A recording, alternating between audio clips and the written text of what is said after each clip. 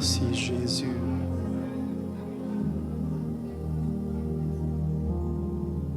Lève les mains. Père, merci pour ta présence. Merci de bénir ce moment. Merci de nous faire encore du bien ce soir. Seigneur, apprends-nous à savourer chaque instant de ta présence. Apprends-nous à t'écouter. Apprends-nous à t'adorer comme tu le mérites et comme tu le désires. Et surtout, Seigneur, apprends-nous à marcher avec toi. Apprends-nous à te servir. Apprends-nous à être comme tu veux que nous soyons.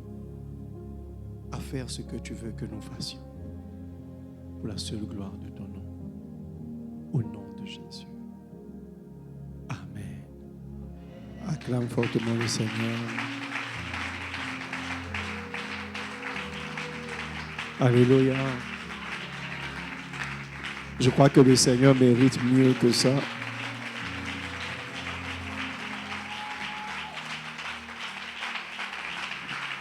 Alléluia. Veuillez vous asseoir. Que Dieu vous bénisse. Alors, salue ton voisin immédiat, de gauche, de droite, de devant, de derrière. Dis-leur, vous êtes bénis au nom de Jésus. Alléluia. Que Dieu vous bénisse. Secret de bénédiction. Secret de bénédiction.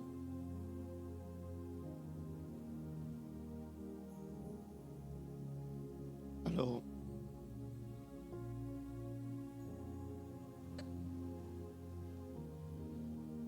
je souhaite de tout mon cœur que Dieu te bénisse, que Dieu tende sa main sur toi, que ta vie traduise la bénédiction de l'Éternel, que Dieu marche au-devant de toi et que Dieu t'accorde ce que ton cœur désire et ce que son cœur désire pour toi. Entreprends et réussis au nom de Jésus. Commence et achève au nom de Jésus. Sème, récolte et mange au nom puissant de Jésus. Que toute réclamation autour de ta vie soit levée au nom de Jésus. Et que le Dieu des cieux te bénisse de toutes sortes de bénédictions. Que toute main contraire à la main de Dieu dans ta vie soit coupée au nom de Jésus. Que la main de Dieu soit la main qui te conduit au nom de Jésus. Que la main de Dieu soit la main qui te fait prospérer au nom de Jésus. Que Dieu t'accorde une pleine santé. Si tu es élève et étudiant, que Dieu t'accorde le succès. Si tu es entrepreneur, que Dieu t'accorde la prospérité. Si tu es commerçant, que le Seigneur t'accorde la prospérité. Quel que soit le métier que tu exerces, que Dieu bénisse ce que tu fais. Si tu es père ou mère de famille, que Dieu bénisse ta maison et ton foyer. Que Dieu vous transporte de grâce en grâce, de gloire en gloire et de bénédiction en bénédiction. Que la bénédiction de Dieu vous accompagne dans tous vos chemins au nom de Jésus. Que Dieu vous donne surtout la grâce de voir vos prières exaucées et de voir vos semences porter leurs fruits. Au nom de Jésus. Si tu reçois, donne-moi 3 bons amen.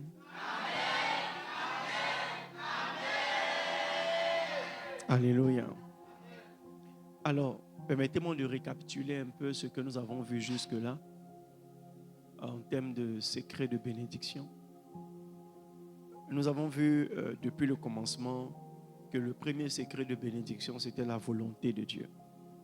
Amen. Nous avons dit que Dieu ne nous bénit pas en dehors de sa volonté. C'est lorsque sa volonté est faite qu'on peut avoir ce que la Bible appelle le pain quotidien.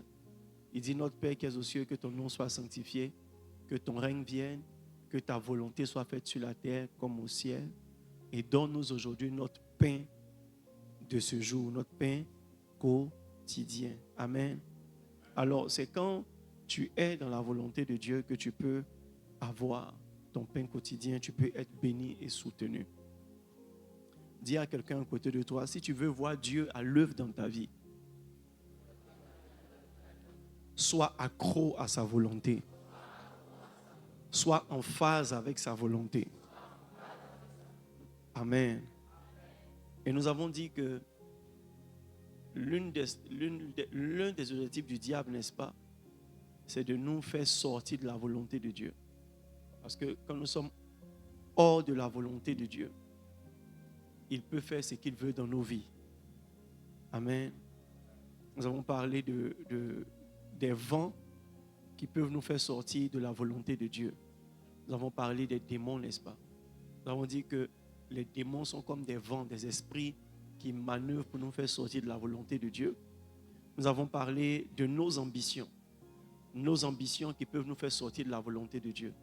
La Bible dit, telle voie paraît droite pour l'homme, mais son issue, c'est la voie de la mort. Ça veut dire que tu peux vouloir quelque chose, tu peux désirer quelque chose, mais c'est cette chose que tu désires là, qui te fait sortir de la volonté de Dieu. C'est pourquoi l'une des sagesses de ceux qui comprennent l'importance de la bénédiction, c'est de demander vraiment, de soumettre nos ambitions à Dieu et de demander à Dieu quel est son avis sur nos projets. Amen. Ne courez pas le risque par entêtement d'emprunter un chemin sous prétexte que vous avez la foi que ça va aller. Il y a certaines de tes ambitions dans lesquelles tu peux mettre beaucoup de conviction, mais ça va finir par la confusion parce que ce n'est pas la volonté de Dieu. Alléluia. Donc, il faut apprendre à relativiser. Amen. Je veux, mais Seigneur, quelle est ta volonté? Non pas ce que je veux, mais ce que tu veux. Beaucoup de personnes sont sorties de la volonté de Dieu et du timing de Dieu à cause de leurs ambitions démesurées. Tu veux faire quelque chose que Dieu ne veut pas que tu fasses. Tu veux épouser un homme que Dieu n'a pas prévu pour toi. Tu veux embrasser une carrière que Dieu n'a pas prévue pour toi. Et Dieu ne peut pas te soutenir en dehors de sa volonté. Donc quand tes ambitions sont fortes, tu peux sortir de la volonté de Dieu. Nous avons parlé du doute et de la peur. Le doute et la peur peuvent te faire sortir de la volonté de Dieu. Nous avons parlé aussi des dominateurs. Amen. Nous avons cité différentes catégories de dominateurs. Nous avons parlé des autorités. Nous avons parlé de la famille. Nous avons parlé dans les foyers. Nous avons parlé soit du monsieur ou de la dame, du papa ou de la maman, du mari ou de la femme. Nous avons parlé aussi des enfants qui sont des dominateurs. Nous avons parlé aussi des dirigeants des nations, n'est-ce pas? Les dirigeants des régions, les chefs du peuple qui peuvent être des dominateurs. À partir du moment où ils dominent, ils peuvent décider des choses qui sont contraires à la volonté de Dieu. Quand vous lisez l'histoire d'Israël, tous les rois qui ont fait naufrage, ont commencé à adorer des dieux et ont exhorté Israël à adorer aussi les mêmes dieux. Amen. C'est pourquoi la Bible nous demande de prier pour les autorités, pour ne pas que Satan prenne leur cœur. Il peut ne pas être chrétien, mais si on prie pour lui, Dieu va tenir son cœur dans sa volonté. Amen. Ne prenez pas les hommes au pouvoir pour acquis. S'ils changent, beaucoup de choses peuvent devenir compliquées. Alléluia. S'ils changent, beaucoup de choses peuvent devenir comment? Donc vous avez intérêt à prier pour vos maris, pour vos femmes, pour vos enfants, pour vos patrons. Imagine ton patron dit il veut te voir dimanche. Amen. Tu vois? Et ça va te faire de la peine parce que c'est ce qui te donne par mois qui te permet de vivre. Amen. Beaucoup de personnes préfèrent l'argent que Dieu. Donc si le patron veut te voir dimanche, tu es capable d'appeler ton pasteur pour lui dire, pasteur, excuse-moi, ce week-end je ne serai pas là parce que mon patron me voit dimanche. Mais le pasteur c'est qui? Il n'est rien. Il va te dire, ok, vas-y. Va chercher quoi? Ton gagne-pain. Alléluia. Et lorsque tu vas chercher ton gagne-pain, tu sors de la volonté de Dieu. Et demain, Dieu te demandera des comptes. Donc, il faut prier pour ton patron. Pour ne pas qu'il te donne du travail le dimanche. Alléluia. Et nous avons parlé aussi du monde. Le monde qui est un vent qui peut vous faire sortir de la volonté de Dieu. C'est pourquoi Jacques 4, verset 4 dit, celui qui se fait ami du monde, qui veut être ami du monde, se rend ennemi de Dieu. Celui qui veut être ami du monde se rend ennemi de Dieu. Le monde vient avec tellement de courants que si tu ne sais pas à quelle est ta race et à quelle famille tu appartiens, à quel royaume tu appartiens, le monde va te tirer dans un certain sens. Amen. Vous savez, le monde c'est un peu comme le serpent. Il est beau, mais ses intentions ne sont jamais nobles. Amen. Tout ce qui est dans le monde est chic, mais il y a la mort derrière. Il y a la mort derrière. C'est pourquoi faites attention à la mode. Ce n'est pas mauvais d'être à la mode, mais dans la mode, il faut avoir le discernement de ce qui est faisable. Amen. Alors, la plupart des chrétiens qui refusent de se convertir sont un peu mondains. Moi, quand tu commences à être trop comment dirais-je, à jour sur les films qui apparaissent, même quand tu pries en langue et ça sonne dans tes narines, tu es mondain. Yes, parce que tu vois, l'Esprit de Dieu est tel que il te déconnecte d'une certaine manière du rythme de la vie des gens. Les hommes spirituels sont déconnectés. Amen. Mais parmi vous, il y a des gens qui savent quel est le film qui a remplacé votre vilain film là, on appelait ça comment? Voilà, les gens savent quel est le film qui a remplacé les nounous. Les gens même savent qu'ils sont de tourner les nounous saison 5. Yes. Amen. Les gens savent la dernière mode en termes de vêtements, la dernière mode en termes de montres, la dernière mode en termes de ceci et cela. Vous savez, c'est pas très dernièrement, mais il y a quelques années de cela que j'ai appris que chaque coiffure de femme a un nom. Et chaque coiffure a une saison.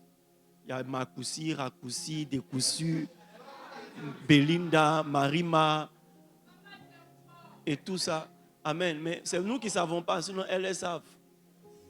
Et quand tu vas au salon de coiffure, tu demandes, mais chérie, tu fais quoi? Elle dit non, Makoussi. Mais Makoussi, c'est quoi? Le temps que tu as expliqué, la dame même, elle a fini de faire ça sur sa tête parce qu'elles savent. Amen. Et il y a des gens qui n'ont pas la dernière mode, ils sont complexés. Complexés. Complexés. Amen. Quand tu n'as pas la dernière mode, tu es complexé. Si tu dois suivre la mode et le monde, tu vas aller dans tous les sens. Amen. On a la culture et les habitudes. Dans le monde, on a la culture et les habitudes des traditions. Amen. Vous savez, ça fait partie du monde. Les habitudes d'un pays, les habitudes d'un village, les habitudes d'une famille, les traditions. La Bible dit que vous avez remplacé la loi de Dieu par quoi? Par vos traditions. Amen. Alors, si tu es trop... C'est pourquoi c'est dangereux d'être trop famille. Je dépose là comme ça. La plupart des personnes qui sont trop famille ne vont jamais grandir spirituellement. Pas que Dieu est contre la famille. Mais Dieu dit tu dois haïr ton père, ta mère, ta femme, tes enfants, etc. pour pouvoir le suivre. Ça veut dire qu'arrivé à un certain moment, le fait que tu sois trop famille va te priver de certaines choses. Yes. Yes. Yes. Jésus dit, je ne suis pas venu apporter la paix, je suis venu apporter l'épée. C'est pourquoi Dieu prend plaisir à créer la persécution dans les familles pour nous donner le temps d'avancer. Et lorsque on subit la persécution, il nous dit en Jérémie 15, verset 19, il dit ce n'est pas à vous de retourner vers eux, c'est à eux de revenir vers vous. Parce qu'il y a un temps où les gens doivent te laisser partir. Il y a un temps où Abraham doit quitter la maison de son père, sa patrie, pour aller dans le territoire que Dieu va lui montrer. Ce n'est pas évident que ton chemin spirituel, tu le fasses à 100% avec ta famille sur le même chemin. Ils vont te laisser un moment, ils vont te rattraper après. Amen. La plupart des gens qui sont trop famille, maman dit, papa dit, tonton dit, tante dit, grand-mère dit, grand-père dit, etc., finissent par s'arrêter en cours de route. J'ai trop vu ça. Amen. Généralement, quand tu parles de ce genre de choses, les gens te prennent pour un anti-famille. Nous, on a des familles et on veut que nos familles soient unies. Mais la réalité, c'est que toutes les familles ne sont pas de Dieu. Amen. Et pour que ta famille devienne de Dieu, il faut que tu acceptes de t'éloigner pour t'allumer, pour revenir les éclairer. Sinon, tant que tu es dans le magnant, tu ne peux pas enlever magnant. Tant que tu es avec eux tous les jours, tu parles avec. Même Jésus, même, il a dû laisser Marie pour revenir après. Amen. Tu es avec eux tous les jours, vous parlez tous les jours. Et ils sont au courant de ce que tu fais. Tout ce que tu fais, tout ce que tu ne fais pas, ils sont au courant. Écoutez, ce n'est pas toujours bon. Et je ne parle pas même de la sorcellerie, je parle de la jalousie de Dieu. Amen. Souvent, Dieu est jaloux quand toute ta famille sait ce qui se passe dans ta vie. Yes. Il y a des choses qui sont du domaine de la confidentialité divine. Même pour aller sacrifier Isaac, Dieu a demandé à Abraham de ne pas parler à Sarah. Mais Sarah, c'était sa femme.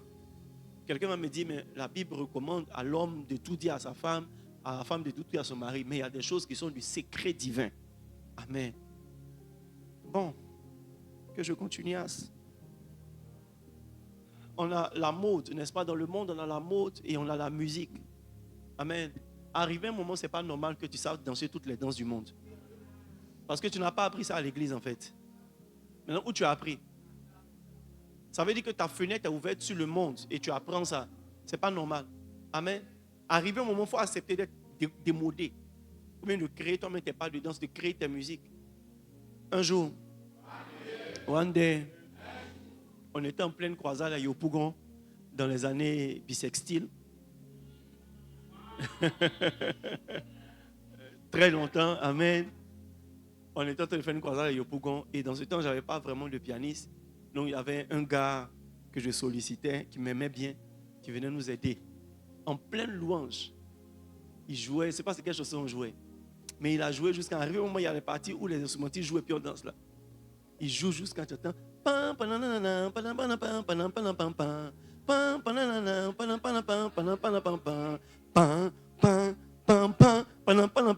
Ça dit comme il nous a envoyé de la louange au Bacheke. Yes. De la louange au Bacheke. Quand il a commencé, il m'a tout tourné les regarder. Mais les gens dansaient. Ils étaient contents. Les amis, la musique est universelle, mais toutes les musiques ne sont pas approuvées par Dieu. Souvent, quand ça quitte le monde pour venir chez Dieu, ça crée la jalousie du Saint-Esprit.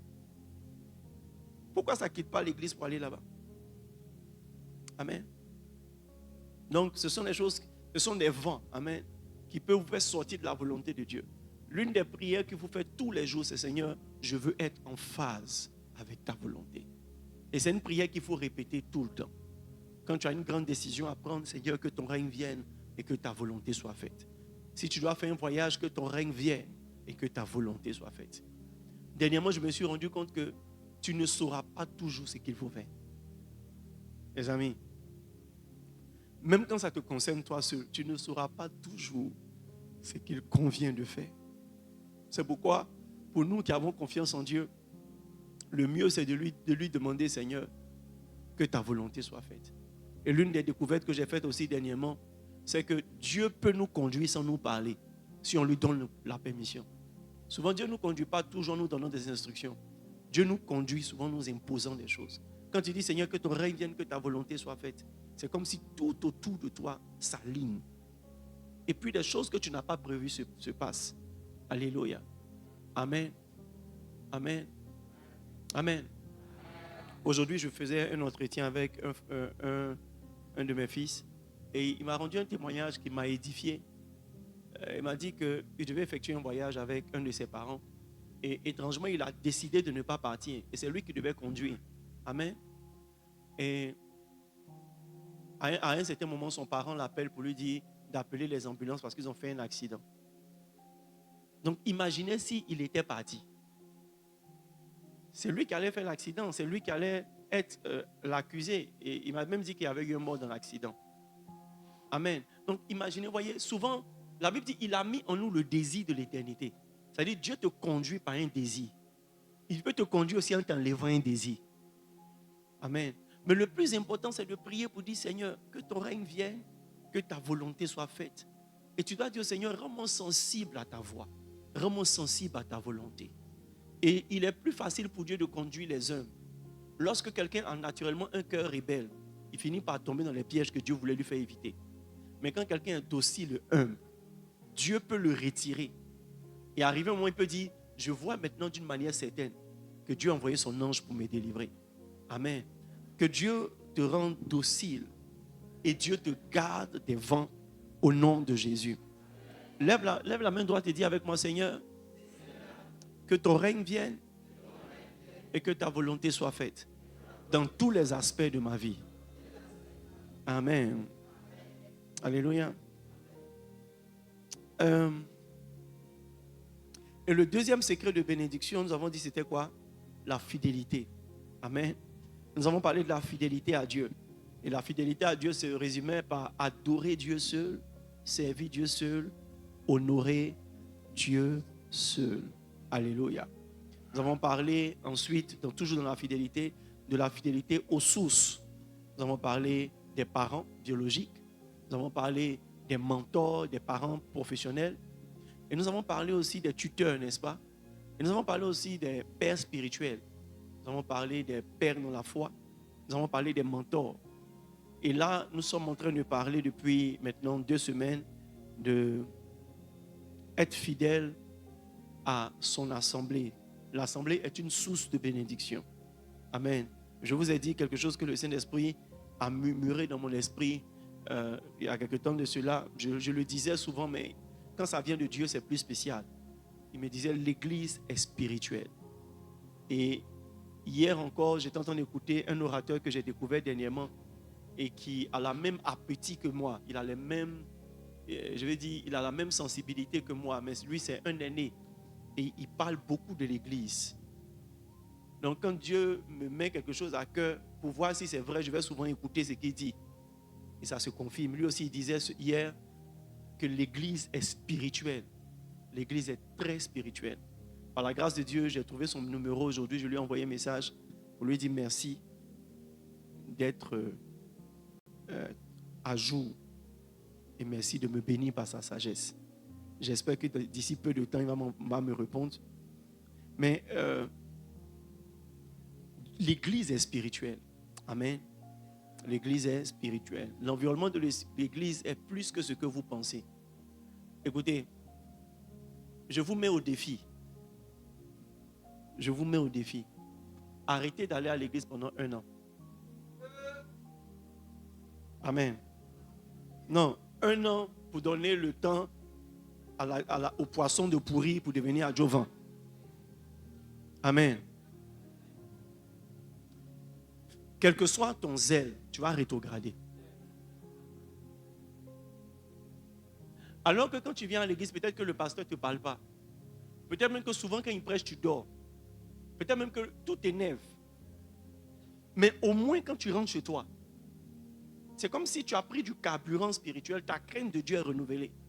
Mais tu te déconnectes de l'église et des activités de l'église. Mystérieusement, tu vas commencer par t'affaiblir jusqu'à rétrograder. Qui veut relever le défi? Amen. C'est le signe que l'église est spirituelle. Vous savez, on est soumis aux mêmes souffrances. Souvent, je connais des moments de dépression. Dépression pour des raisons peut-être professionnelles, pour des raisons... Déjà, même la plupart de mes dépressions depuis quelques années, c'est en relation avec l'église. Amen. Un objectif que je veux atteindre, un reproche que je me fais, quelque chose que j'ai mal fait, des questions pour lesquelles je n'ai pas de réponse, quelque chose que j'ai essayé qui n'a pas marché, des questions, des sujets que je veux, des visions que Dieu me donne et puis je vois que je suis loin de cette vision. Ça, c'est mes raisons de dépression. Mais tu vois, c'est intense quand je suis à la maison, même quand je prie, c'est très intense. Quand je lis la Bible, souvent il y a des livres que je lis qui me dépriment encore plus. Amen. Parce que le livre te montre des choses que tu devais faire ou des choses que tu dois faire.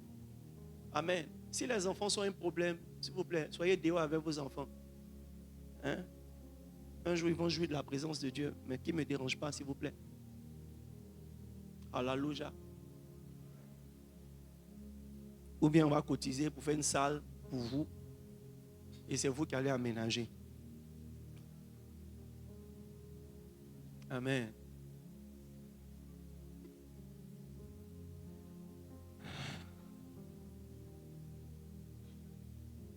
Là, on va mettre un écran là-bas pour vous, climatiseur, biberon, biscuits, tout.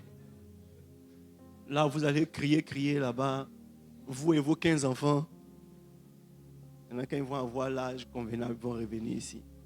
Souvent, il y a des onctions qui sont très sensibles. Quand ces onctions-là viennent, même un petit bruit, ça te fait bizarre. Amen. Qu'étais-je en train de dire?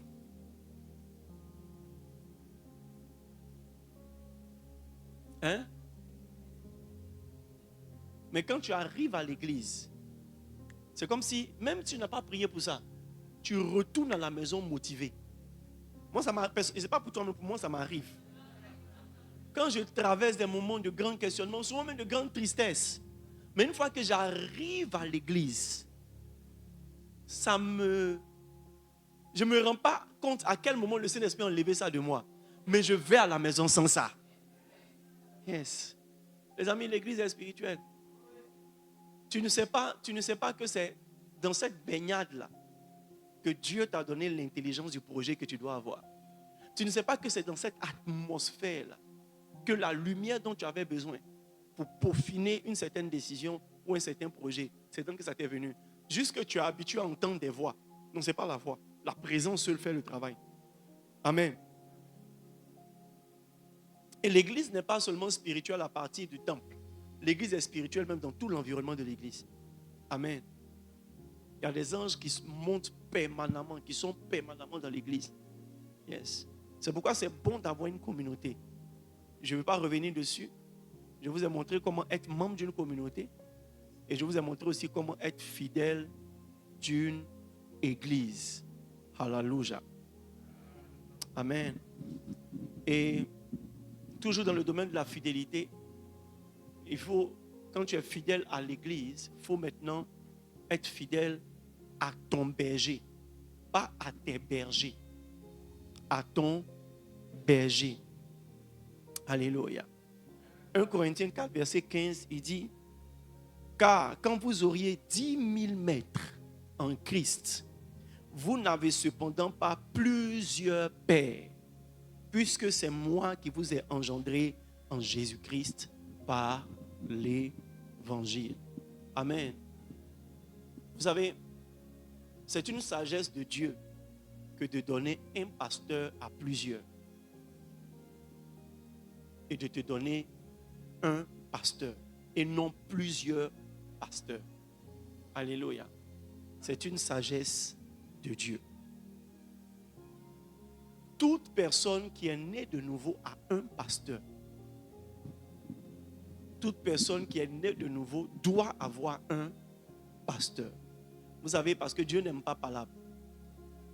Dieu ne veut pas avoir à poser des questions à plusieurs personnes en ce qui te concerne. Amen. Amen. Vous savez, même dans les écoles, il y a ce qu'on appelle le professeur principal. C'est à lui on pose toutes les questions. Il n'est pas le professeur de toutes les matières, mais il doit rendre compte pour l'élève. Donc le pasteur, si vous voulez, c'est le professeur principal de ta destinée. Et voyez, la plupart des personnes qui ont un problème à avoir un seul pasteur, ce sont des personnes qui sont profondément déloyales, orgueilleuses ou bien complexées. Il y a une maladie dans leur âme qui fait qu'elles ne peuvent pas avoir un seul pasteur. Yes. Et la plupart des personnes qui ont trop de personnes qui parlent au même niveau, à la même amplitude, à la même magnitude dans leur vie, finissent par se perdre. Un jour, one day, Dieu voulait parler à Samuel et il a utilisé la voix d'Élie. Mais si vous lisez bien les Écritures, vous allez voir que Élie n'était pas le seul sacrificateur dans ces temps-là.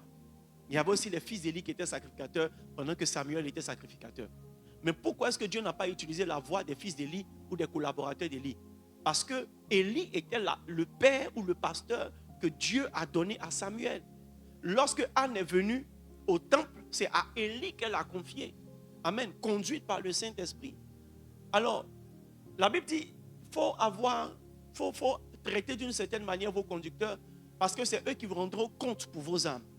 Tous les pasteurs ne rendront pas compte pour ton âme. Vous vous souvenez du témoignage que je vous ai rendu de ce frère qui est décédé et je suis allé demander à Dieu pourquoi tu ne m'as pas dit. Et Dieu m'a dit, ce n'est pas ta brebis, ce n'est pas ton fidèle. Ah donc Dieu connaît le fidèle de ce frère, pardon, le pasteur de ce frère. Amen. C'est un membre qui venait prier à ma cellule. Pour lui, j'étais un mentor. Moi, je me considérais son pasteur, alors que pour Dieu, j'étais juste son mentor. J'étais chargé de lui enseigner des choses pour l'aider à grandir, mais je n'étais pas son père. Donc Dieu n'a pas jugé bon de me dire quelque chose. Plusieurs personnes sont mortes à Sodome et Gomorrhe. Mais quand il s'agit de Lot, Dieu est venu dire à Abraham. Parce qu'en ce qui concerne Lot, Abraham est son berger. Est-ce que je parle à quelqu'un? Qui est-ce que tu considères comme ton pasteur? Et vous savez, l'erreur que vous ne devez pas commettre, c'est de croire que Dieu change vos pasteurs. Tu l'as changé, mais Dieu ne l'a pas changé. Amen. C'est toi qui l'as changé, mais Dieu ne l'a pas changé. Yes. Yes. Tu ne parles pas à ton papa, mais il est ton père. C'est vrai que ton tuteur prend mieux soin de toi que ton papa, mais ton papa, c'est ton papa. Même si tu as changé ton nom de famille, le sang qui coule dans tes veines, c'est son sang. Est-ce que je parle à quelqu'un? Un jour, tu vas chercher son extrait. Un jour, tu auras besoin de la photocopie de sa carte d'identité. Un jour, ça vient, tu auras besoin de ça. Alléluia. Donc, si des choses naturelles sont aussi stressantes et imposantes, à combien plus forte raison les choses spirituelles?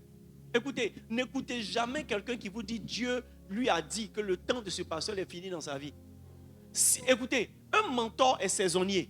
Même encore, même dans le principe de la loyauté, même si ce mentor-là n'est plus utile maintenant parce qu'il a été utile hier, tu dois rester en contact avec lui. Mais un pasteur n'est jamais saisonnier. Un pasteur, il n'est jamais saisonnier. Tu peux, par la force du ministère spirituel, ne pas être dans son église, ne pas servir dans son église, mais c'est ton pasteur. Et tu dois avoir une relation de pasteur à fidèle avec lui ou de brebis à pasteur avec lui. Qui comprend ce que je suis en train de dire? Amen. Vous savez, Dieu éprouve même votre relation avec votre pasteur. Parce que le vrai secret de bénédiction, c'est rester fidèle jusqu'à la fin. Élie a dit à Élisée, si tu me vois partir, regardez, et vous savez que les fils des prophètes qui étaient dans l'histoire de 2 Rois, le chapitre 2, étaient aussi des personnes loyales. Parce qu'eux aussi, ils avaient leur pasteur. C'était des fils des prophètes, mais ils n'étaient pas des fils du prophète Élie. Amen. Donc, ils ne pouvaient pas se sentir intéressés par le manteau d'Élie, comme Élisée devait être intéressé au manteau d'Élie. Qui comprend ce que je suis en train de dire? Donc, ils disent à Élisée, tu sais que ton maître va être enlevé aujourd'hui.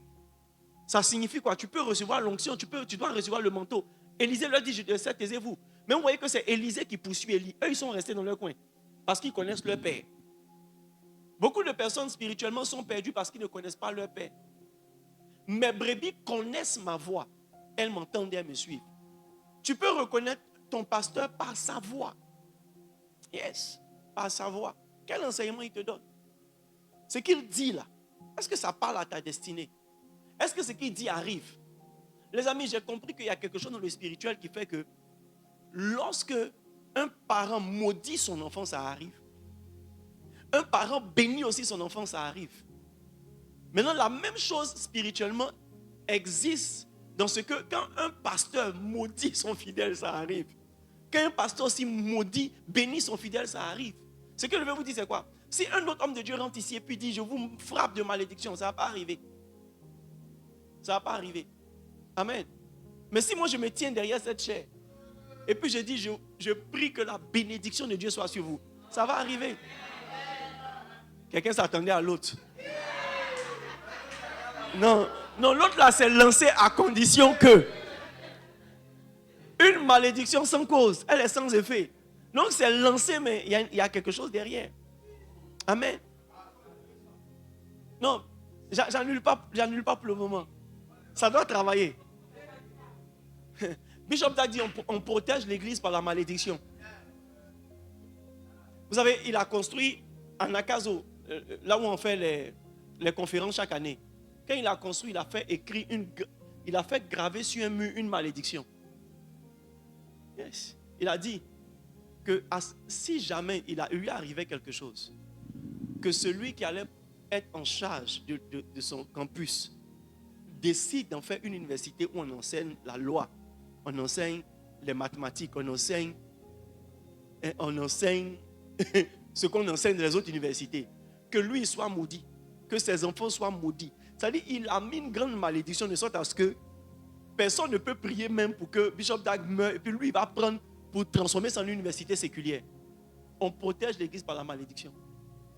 Jésus même a protégé les apôtres par la malédiction. Il dit, le scandale doit venir, mais malheur à celui par qui le scandale va venir. Il dit, le Fils de l'homme sera livré. Mais celui qui va le livrer, il vaudrait mieux qu'il ne soit pas né. C'était une malédiction. Donc ce n'est pas en réalité lui qui a tué Judas. C'est la malédiction qu'il a lancée qui a tué Judas. Donc tant que tu n'es pas Judas, tu ne meurs pas. Tant que tu ne fais pas de danger, je sais, tu ne meurs pas. Yes. Et ça marche, les amis, ça marche. Le premier client qui va se risquer. Oh. Amen. Maintenant, les gens me demandent permission avant de parler de quelque chose. Papa, je voulais parler de ça là, mais je ne sais pas si la malédiction va me poursuivre. Les amis, donc vous avez peur de quelque chose. Mais essayez. Yes. Essayez. Et tout à l'heure même, je vais aggraver encore.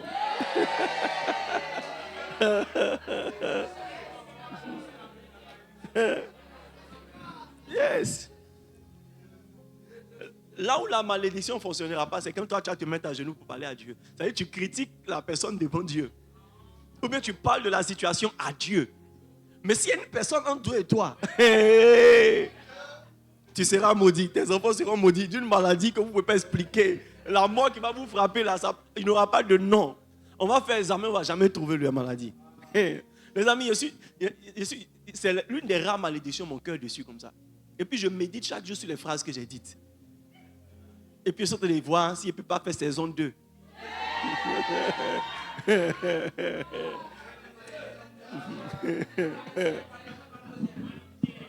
Yes. Amen. Pourquoi Dieu veut que tu aies un pasteur? Parce qu'il y a des choses que tu ne peux jamais connaître si on ne t'apprend pas. Pourquoi Dieu veut que tu aies un pasteur? Parce que Dieu ne veut pas que tu commences à zéro. Yes. Vous savez, si tout le monde doit commencer à zéro, l'évangile ne va pas avancer. C'est pourquoi le dernier miracle d'Élie a été le premier miracle d'Élisée. Les derniers miracles de Jésus ont été les premiers miracles des apôtres.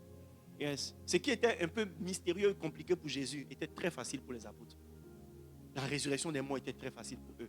Faire lever les paralytiques, facile pour eux. Pourquoi? Parce que la vie chrétienne et le ministère spirituel, c'est un peu comme une course de relais. Tu comprends la course où ton dévancier s'est arrêté. Yes. Et c'est ce que Satan fait. Amen. Imagine aujourd'hui, quelqu'un dit, je t'aime trop, je t'offre un Nokia 3310. Mais c'est un téléphone, tu peux mettre une puce. Nokia 3310. Et puis même les puces que ça prenait là, ça ne prend plus les mêmes puces. Parce que maintenant on est au stade des micro-puces. Avant là, c'était les giga-puces. Yes. Amen. Non, tu vois, on ne peut pas, c'est-à-dire, même la technologie évolue. On a pris le Nokia, là où le Nokia a fini, c'est là-bas on a fait d'autres choses jusqu'à aujourd'hui. iPhone 16, on fait le 17. À partir du iPhone 16, on fait le 18, etc. Et chaque nouvelle version s'appuie sur quelque chose d'antérieur qui est amélioré. Est-ce que je parle à quelqu'un? Donc, si tu veux être quelqu'un qui est en retard sur sa destinée, marche sans couverture spirituelle. Marche sans quelqu'un de qui tu prends la suite. Alléluia. Est-ce que vous comprenez ce que je t'en ai dit? Pourquoi Dieu veut que tu aies un pasteur? Parce que Dieu veut que tu aies une couverture. Amen. C'est forcément quelqu'un qui doit te couvrir. C'est forcément quelqu'un qui doit te protéger. La vie spirituelle, là, vous ne voyez pas tout. Hein? Amen. Il y a des choses que vous ne voyez pas. Vous n'avez pas idée des combats qu'il y a autour de vous et des réalités qui existent dans le spirituel. Moi, je bénis Dieu parce que je peux témoigner que j'ai échappé à beaucoup de choses à cause du manteau qui me couvre. Yes. J'ai échappé à beaucoup de choses à cause du manteau qui me couvre. Quand tu n'es pas couvert, tu es exposé. C'est pourquoi on parle de manteau. Dieu utilise la symbolique de manteau pour montrer le niveau de couverture. L'importance de la couverture. Vous savez, quand tu n'es pas couvert et que tu rentres dans le ministère, tu es exposé à tous les vices. Mais ce n'est pas seulement les vices, la mort. Les amis, la chose principale qui peut t'avoir quand tu perds ta couverture, c'est la mort. Ce que vous ne savez pas, c'est que Satan veut vous tuer. Les amis, Satan veut vous tuer. Jospin, Satan veut te tuer. Satan veut vous tuer. Satan veut nous tuer. Jean 10, verset 10 nous a déjà donné la révélation. Le voleur vient pour égorger et il vient pour dérober, égorger, détruire. On n'égorge pas pour faire plaisir, on égorge pour tuer. On ne détruit pas pour garder le reste, on détruit pour faire disparaître. Yes. Regardez ce que Jésus dit. Il dit, Satan vous a réclamé pour vous cribler. Vous savez ce que ça signifie? Ça signifie que Satan vous a réclamé pour faire le tri au milieu de vous. Comme ça, ceux qui ne correspondent pas aux critères, là, lui, il va les prendre pour les tuer. Les amis, Satan sait. Satan croit savoir, mais je pense qu'il sait. Il a des bases pour savoir qui ne répond pas aux règles. Yes. Amen. Yes. Non, Satan dit, pardon, Jésus, tes gars là, tu penses que tu les connais, tu ne les connais pas. Viens les trier, tu vas voir. Maintenant, je vais te laisser ce qui est bon là, mais ce qui est mauvais là, j'ai récupéré. Et Jésus, quand Satan a dit ça, Jésus a vu que Pierre lui-même, son gars, il a pris. Il dit, mais j'ai prié pour toi, afin que ta foi ne défaille point. Quand tu seras converti, affermis tes frères. Yes. Les amis, si personne ne prie pour toi, tu as défailli. Tu as défailli. Vous savez, là où je suis arrivé aujourd'hui dans le Seigneur, je bénis Dieu pour le Saint-Esprit.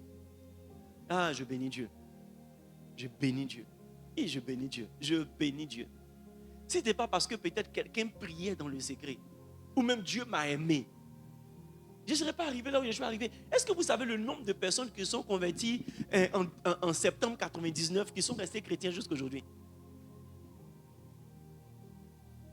Est-ce que vous connaissez le nombre de personnes qui ont été baptisées dans une certaine promotion et qui sont restées chrétiens après leur baptême? Est-ce que vous savez le nombre de personnes qui ont dit oui à l'appel de Dieu, qui ne sont plus en train de servir Dieu? Est-ce que vous savez? Les amis, refuser la couverture, c'est prophétiser l'avortement de sa destinée. On a tous besoin que quelqu'un prie pour nous. Les amis, je sais faire la différence entre être couvert et ne pas être couvert. Souvent, on a un pseudo-confort dans la liberté qui est en fait l'exposition à la ruine. Être libre spirituellement, c'est s'exposer à la ruine. Tu n'as personne à qui tu rends compte. Tu n'as personne aussi de qui tu as peur. Les amis, je vais vous expliquer ici que la crainte de Dieu, là, en réalité, si tu ne fais pas attention, si elle ne se matérialise pas par une autorité que Dieu met devant ta vie, ta crainte là sera limitée. La plupart du temps, nous tous, on a l'impression que Dieu est notre petit camarade. Donc, on pêche devant Dieu. Il y a d'autres même qui commettent la fornication en priant. Mais leur plus grande peur, c'est que leur pasteur sache. Donc les gens peuvent dire la vérité en priant à Dieu, mais mentir à l'homme de Dieu. Pourquoi? Parce que tu vois, tu as peur de ce qu'il peut dire. Donc tu vois que en réalité, si tu n'as pas une crainte respectueuse dans quelqu'un que Dieu met comme ton père, tu vas prendre vecteur brousse et tu seras content dedans. Yes. Yes. C'est pourquoi quand l'esprit indépendant commence à prendre vos cœurs, sachez que Satan est à côté de vous. Le sentiment que toi aussi Dieu te parle. Le sentiment que comme Dieu t'a parlé, tu dois faire ce que tu as entendu en rêve ou en songe. Le sentiment que comme tu sais, tu penses savoir ce que tu fais. Donc tu le fais, même en secret tu le fais. C'est le commencement de ta ruine. Quel est le rôle d'un pasteur? Ce n'est pas de conduire ta vie. C'est juste de t'éclairer dans tes choix. De prendre ce que tu penses être vrai, le mettre à la lumière de la sagesse de Dieu et te dire continue ou bien arrête. Amen. C'est pourquoi il te faut un pasteur. Il dit je vous donnerai des bergers selon mon cœur et ils vous paîtront avec sagesse et intelligence. Est-ce que je parle à quelqu'un? Vous savez, on va tous à l'école, mais l'école nous a imposé un emploi du temps. On va tous à l'école, mais le système pédagogique nous a imposé un programme d'apprentissage. Pourquoi il te faut un pasteur? Pourquoi il te faut un père spirituel? Pourquoi il te faut un berger? Parce que toi, tu ne sais pas faire la différence entre le lait spirituel et la nourriture solide. Et tu ne sais pas quand il faut prendre le lait et quand il faut prendre la nourriture solide. Si ça ne tient qu'à toi, tout ce qui est dans ta main, tu vas manger. Amen. C'est ça le propre des enfants. Mais foutou dans la main d'un enfant de 6 mois, il va vouloir manger foutou. Sans se demander, mais est-ce que ça, là, mon organisme peut digérer? Souvent, quand je vous dis n'écoutez pas tel homme de Dieu, écoutez tel homme de Dieu, ne lisez pas tel livre, lisez tel livre. Ce n'est pas que je suis jaloux de ces hommes de Dieu, non. Ce qu'ils enseignent est trop grand pour vous. Et ça peut vous perdre. L'alcool dans l'organisme d'un enfant peut le tuer plus vite que l'alcool dans l'organisme d'un adulte. Yes. Ce qui fait grossir l'adulte tue l'enfant. Yes. Et même il y a des médicaments, quand tu vas à la formation, on ne te demande pas l'âge, on te demande le poids. C'est-à-dire que souvent, là, ton âge, là, ce n'est pas ce qui est important, c'est le poids que tu as spirituellement. Et ton pasteur connaît ton poids et il sait que cet enseignement, ce n'est pas pour toi. Yes. Yes. Non, papa, Dieu m'a mis à cœur de prêcher dans la rue. Mais tu vois, ton zèle, ton projet est bon. Mais à cet âge-là, tu sors là. Tu vas faire juste 2 évangélisations là. Toi, il faut en tenter. Parce que tu n'es pas un poids lourd spirituellement. Beaucoup de personnes pensent que l'évangélisation, c'est juste sortir pour prêcher. C'est le véritable combat spirituel, c'est ouvrir la bouche pour dire Jésus t'aime.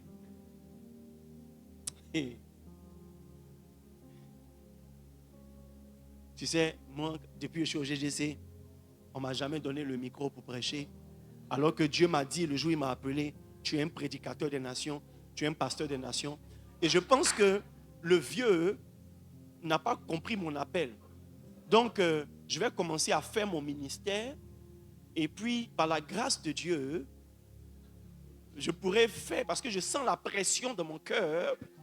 Et je sens que je vais mourir bientôt. Donc, il ne faut pas que je meure avant d'avoir fait la volonté de mon Père. Vous savez, et souvent même, ces personnes-là utilisent beaucoup de protocoles. C'est-à-dire, souvent, ce que toi, en tant que pasteur, tu peux reprocher à tes enfants, c'est d'être mal parti. Mais il y a des gens même qui vont bien, alors qu'ils n'étaient pas censés partir. Ce que tu vas faire là, il ne faut pas seulement savoir prêcher pour le faire. Ce que tu dis, tu t'en vas faire. Ministère, tu dis, tu vas faire là. Église, tu dis, tu vas créer parce qu'au GC, tu ne prêches pas là. Il ne faut pas seulement lire la Bible pour aller faire ça. Il faut quelque chose qui est derrière toi, qui est sur toi et qui est en toi. Vous savez, si Dieu n'a pas changé tes anges, ton ministère ne peut pas changer. Donc, tu vois que ta vision peut s'élargir, les opportunités peuvent se créer. Mais il faut regarder, est-ce que Dieu a changé tes anges? Est-ce que vous savez que quand Jésus est né, ce sont les anges qui étaient là? La Bible dit des anges chantaient. Les mêmes anges qui étaient là quand il était bébé là. Il y a d'autres anges qui sont venus les renforcer quand Jésus grandissait. Mais quand Jésus devait rentrer dans le ministère, la Bible dit qu'il y a de nouveaux anges qui sont descendus pour le servir. Donc tu vois que vous êtes zélés pour rien. Les gens même se cachent pour aller prêcher dans la maison des gens. Écoutez, tu ne sais pas les problèmes que tu t'attires. Le manteau que tu as là, ce n'est pas contre le froid.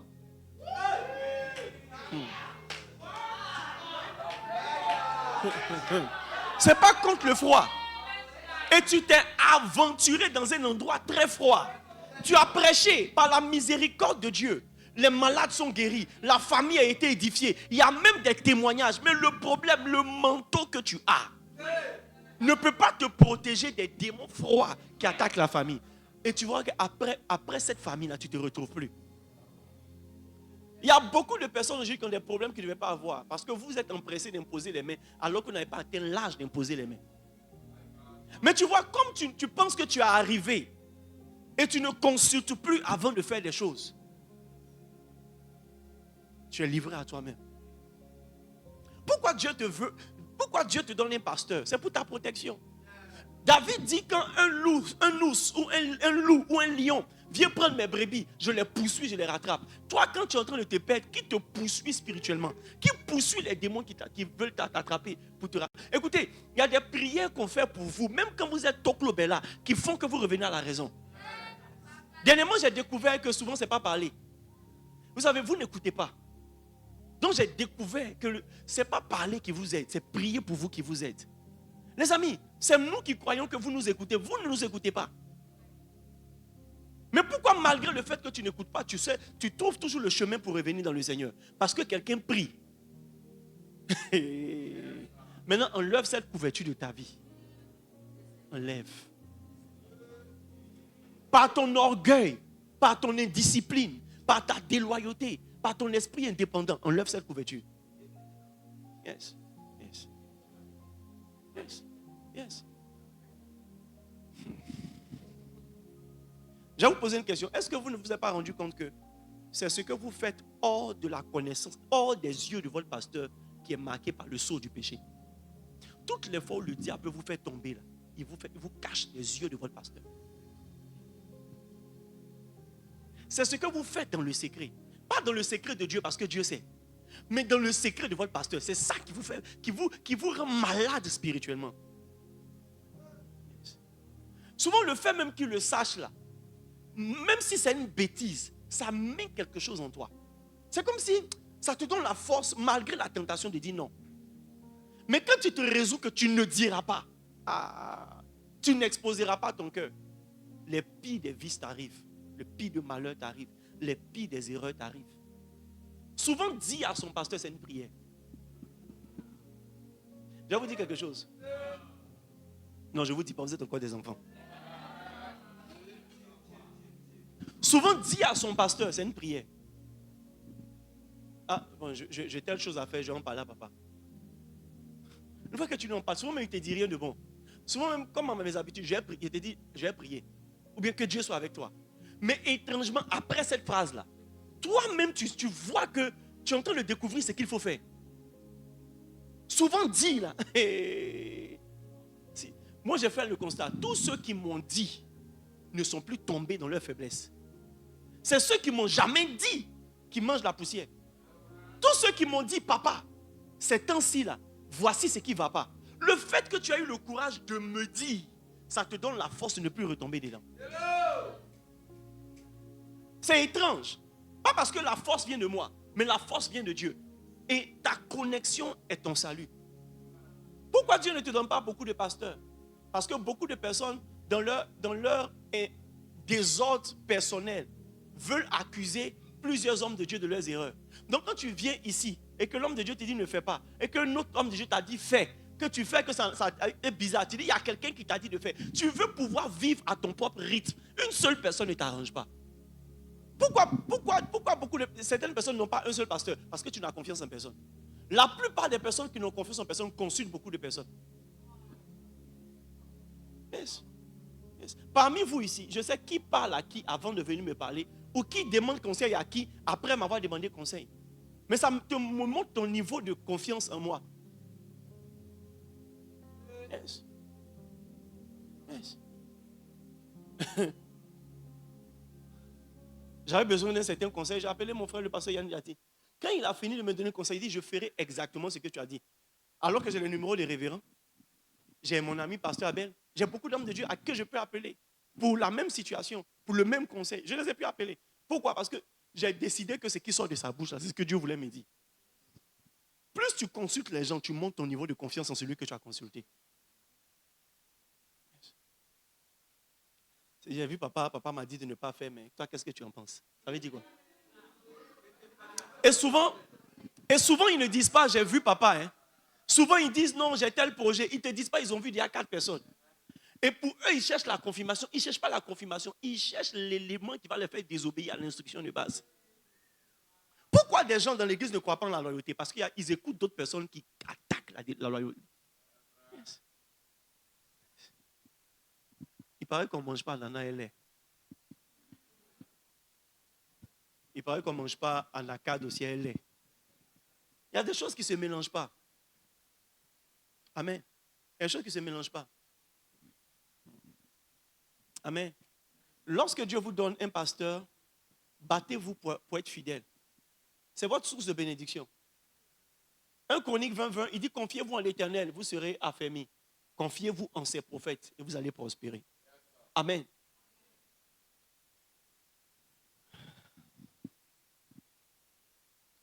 Le dimanche, par la grâce de Dieu, j'ai engagé une libéralité ici.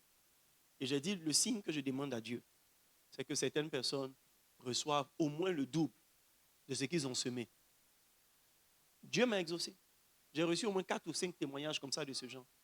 Des gens qui ont reçu soit plus de 20 000, puisque j'avais demandé une semence de 5 000 et 10 000. Des gens qui ont reçu plus que ça. Il y a des gens qui ont reçu exactement ça. Au moins 5 personnes. Mes amis, ça ne serait pas arrivé si je n'étais pas berger. Plusieurs fois ici, j'ai déclaré des bénédictions. J'ai reçu des témoignages des gens qui ont reçu des cadeaux, des chaussures, etc. Les amis, les pasteurs sont une source de bénédiction. Isaac n'était pas seulement le père de ses enfants, il était aussi leur berger. Donc il était conscient qu'il devait les bénir. Yes.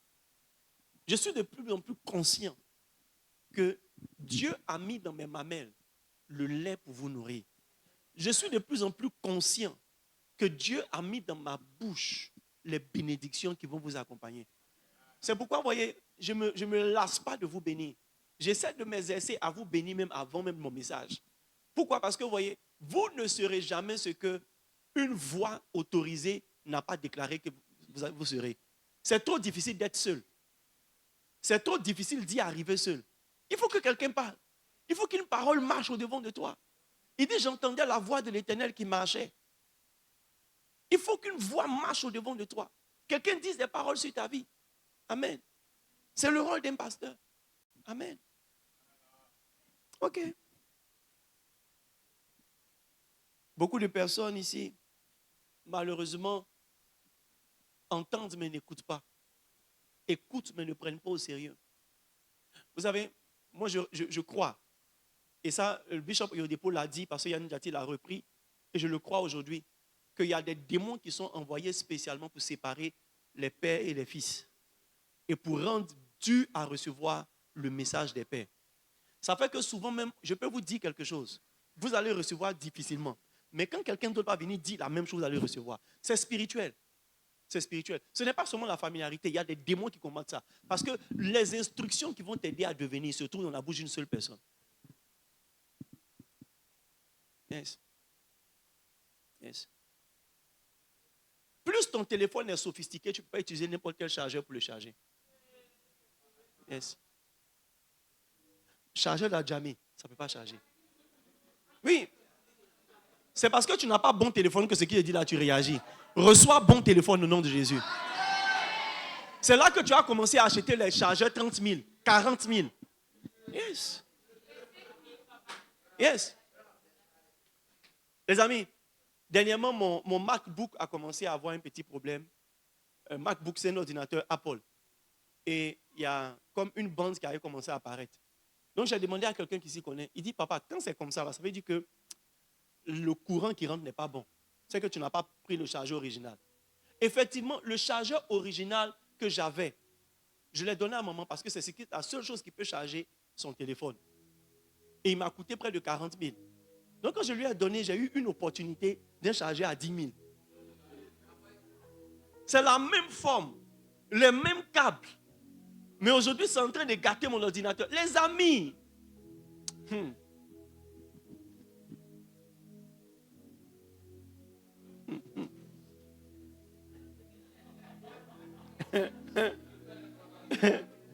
yes.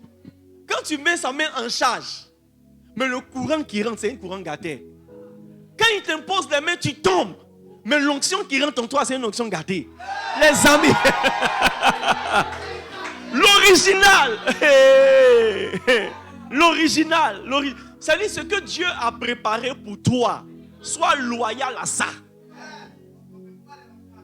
Non. Amen. Pas que les autres onctions ne sont pas bonnes, mais mets-le à leur place. Ne mets jamais un mentor à la place de ton pasteur. Ne mets jamais un mentor. C'est une grosse erreur. Un mentor mérite d'être honoré. Un mentor mérite que tu sois aussi fidèle à lui. Mais à César, ce qui est à César. Et à Dieu, ce qui est à Dieu. Aucun père biologique ne peut accepter que pendant qu'il est là, tu offres un iPhone 17 à son petit frère parce qu'il a été une figure paternelle pour toi. Et lui, tu lui offres un Samsung bizarre. Tu vois, ce n'est pas le cadeau qu'il va regarder, mais le niveau du cadeau. Yes. Et le spirituel est comme ça. Beaucoup de personnes donnent l'honneur des pères aux mentors. Yes. Yes. Beaucoup de personnes donnent l'honneur des pères aux mentors. Aux gens que tu as rencontrés juste dans la foulée de ton ministère. C'est parce que tu es devenu quelqu'un qu'ils ont voulu te mentorer. Il y a des gens qui ne sont pas prêts à faire de toi quelqu'un, mais qui peuvent continuer avec toi là où quelqu'un t'a laissé. Il y a des gens qui ne peuvent pas te donner certaines compétences, mais ils veulent profiter des compétences qu'on t'a données. Ils vont t'aiguiser, c'est vrai, mais ils n'auraient pas pu faire de toi ce que tu es devenu. Et quand c'est comme ça, votre cœur déloyal et infidèle donne l'impression que votre pasteur n'a pas bien pris soin de vous. C'est maintenant que vous avez trouvé un père. C'est une séduction. Une séduction. C'est une séduction. Yes. Et le tout n'est pas de dire c'est mon pasteur, c'est mon papa. Ne papaisez pas quelqu'un.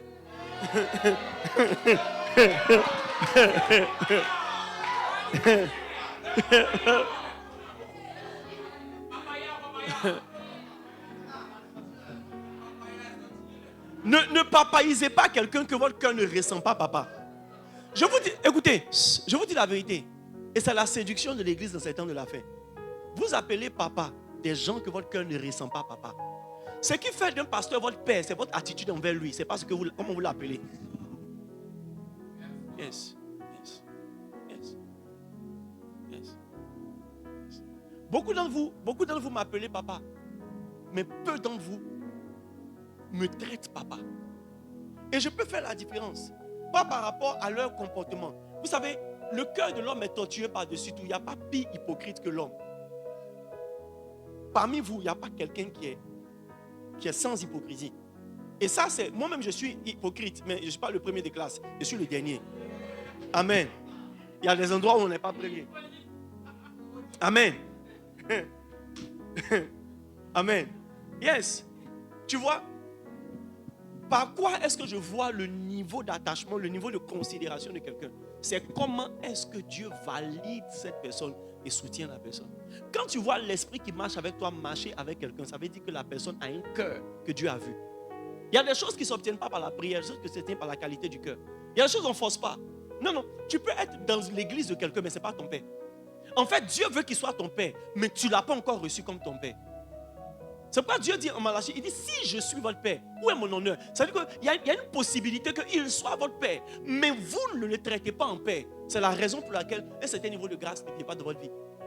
Montre-moi quelqu'un qui avance correctement quand il est sous couverture. Et qui, dans la vie de qui tu peux voir les mêmes choses que tu vois dans la vie de son père. Je te montrerai quelqu'un qui a un cœur de fils envers ce père en particulier. Pourquoi l'onction du pasteur Mohamed marche aussi bien sur le pasteur Yannick? Parce qu'il est vraiment fils du pasteur Mohamed. Il n'est pas juste en train d'utiliser le nom de quelqu'un. Il est vraiment fils. Et l'esprit qui est sur lui l'a reconnu. Il y a des gens, l'esprit qui est sur la maison ne les reconnaît pas. C'est triste de le dire, mais c'est la réalité. La réalité. Ne papaisez pas quelqu'un que votre cœur ne reçoit pas comme un père. Yes. Comment je vois que je suis vraiment votre père? C'est comment est-ce que l'esprit qui est avec moi marche avec vous. Yes. Samuel était vraiment le fils d'Élie. C'est la raison pour laquelle Dieu a utilisé la voix d'Élie pour parler à Samuel. Yes.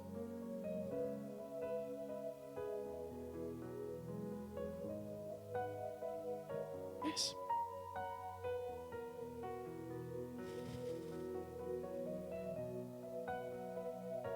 L'une des choses qui caractérisent les fils, les vrais fils, c'est de recevoir les instructions. Recevoir les instructions. Les amis, un fils, tu ne forces pas pour lui donner une instruction. Ce n'est pas que toutes les instructions sont faciles à recevoir. Mais la particularité, c'est quoi? C'est que quand tu dis quelque chose, pour lui, là, c'est la parole de Dieu. Et il va s'aligner à ça. Yes. Yes. Mais quelqu'un qui n'est pas un fils, il conteste dans son cœur. Et tu vas voir qu'il ne fait pas exactement ce que tu lui as dit de faire ou de ne pas faire. La particularité d'un fils, c'est recevoir les instructions. Toutefois où tu seras porté à faire à ta manière, tu es en train de découvrir ton niveau de filiation. Anyway, je vous dis ces choses pour que vous sachiez. On est en train de parler des secrets de bénédiction. On est vraiment en train de parler des secrets de bénédiction. Je veux que tu comprennes en même temps l'une des raisons pour lesquelles tu ne seras pas béni ou tu risques de ne pas être béni. Ce n'est pas parce que tu n'as pas de père spirituel, parce que tu n'es pas un fils. Ce n'est pas parce que tu n'as pas de berger, c'est parce que tu n'es pas une brebis. Yes. Yes. Juste que tu as, en fait, effectivement, il a dit, tu es bouc. Tu es bouc. Et ça, vous savez, personne ne peut te dire ça. Toi-même, tu dois te remettre en cause et voir ton niveau de filiation. Vous savez, souvent, à force de blanchir vos irrégularités, vous ne vous corrigez pas. Il y a des gens qui ont des arguments pour tout. Il y a quelques temps de cela, quelqu'un me disait, lui n'a pas eu de bon rapport avec ses parents. Nous tous n'avons pas eu de bon rapport avec nos parents. Mais il y a des choses qu'on apprend. Tu vois, si tu ne te forces pas à faire ce que tu ne faisais pas naturellement hier, tu vas perdre une bénédiction. Et ce n'est pas une question de temps. Toi-même, ta vie va démontrer que tu es en retard. Pas parce que Dieu ne veut pas te bénir, mais parce que tu vois, quand il s'agit de la volonté de Dieu, tu dois te plier en quatre pour rentrer dedans. Les amis, quand on prend un billet d'avion pour aller à Accra, ce n'est pas parce que ça ne coûte pas cher. Ça coûte cher. Ça coûte très cher. Yes. Ça coûte cher. Mais tu vois, ce n'est pas les montants qu'on dépense pour partir. Ce sont les choses qu'on n'a pas eu l'habitude de dépenser. La manière dont par la grâce de Dieu, j'essaie de créer, de m'approcher de Bishop Dag et de le mettre au centre de beaucoup de choses. Ce n'est pas la même manière que j'ai mis avec mon père. Non. Mais je m'efforce dans quelque chose qui est un principe de Dieu. Je ne laisse pas mon passé et mes irrégularités du passé m'empêcher d'être béni. Les amis, si tu ne te changes pas, tu ne vas pas avoir un nouveau vêtement. Si tu n'acceptes pas de changer quelque chose, le problème, je vous regarde avec beaucoup de peine. Tous ceux qui philosophent autour de la paternité spirituelle, vous allez recréer la roue. Vous aurez le sentiment que Dieu est avec vous. Mais vous allez recréer la roue. Et dans 10 ans, vous serez au même stade. Pas parce que Dieu ne voulait pas vous aider. Mais vous avez voulu choisir votre propre chemin. Recréer votre propre roue. Il vous aurait suffi juste d'être humble pour accepter la couverture d'un père. Recevoir ses instructions. Souvent, vous savez, ce n'est pas la relation avec le père qui est la plus importante. C'est l'esprit du père. Donc la relation avec le père, là, c'est du matin jusqu'à l'heure où on peut se voir. Mais après l'heure où on peut se voir, c'est l'esprit du père qui prend la suite. Il dit à Géasi, mon esprit n'était pas loin. Je ne sais pas si je dois vous enseigner ces choses. Vous savez, la première fois que Révérend devait venir, l'une des choses même qui a fait que j'ai reçu Révérend, c'est parce que Dieu m'avait déjà dit que Bishop Dag était mon père spirituel. Et quand Révérend est venu, la première année, le premier jour il est venu, il a prêché. Et dans la nuit du premier jour, le deuxième jour, il devait prêcher, le dimanche, j'ai eu un songe. Et dans le songe, il était en train de choisir ses habits. Et Bishop Dag était là. Et Bishop Dag lui disait, il faut porter l'habit vert. Et puis Bishop Dag a disparu. Et je me suis réveillé. Vous savez ce que le révérend a porté le dimanche? Une tenue verte, modèle là, je n'ai jamais vu. Moi-même, quelqu'un qui a le courage de porter vert comme ça, il me posait des questions sur lui. Mais en fait, c'est pour montrer que c'est l'esprit de Dieu sur Bishop Dag qui a créé le chemin pour que le révérend vienne. Pour que l'alliance entre nous et le Père là soit consommée. La deuxième fois où il devait venir, j'ai eu un songe où Bishop Dag lui montrait ce qu'il devait prêcher. Tu vois, quand tu n'es pas enseigné sur les choses spirituelles, tu as l'impression qu'on s'est appelé aujourd'hui, ça va. On ne s'est pas appelé, ça va. Comme on ne s'appelle pas là, c'est bon. Non, non. C'est ton cœur. C'est ton cœur. Il y a quelque temps, de cela, une maman ici me disait, papa, j'ai senti ton parfum dans mon salon. Moi, il a fait comment pour apparaître chez toi mon parfum? Si elle savait faire ça, je n'allais pas aller chez les gens que je veux aider. J'allais aller chez les gens que je veux chicoter.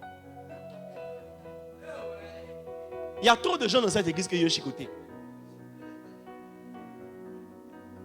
Au moment où tu es en train de dire, tu sais, j'ai pensé à toi.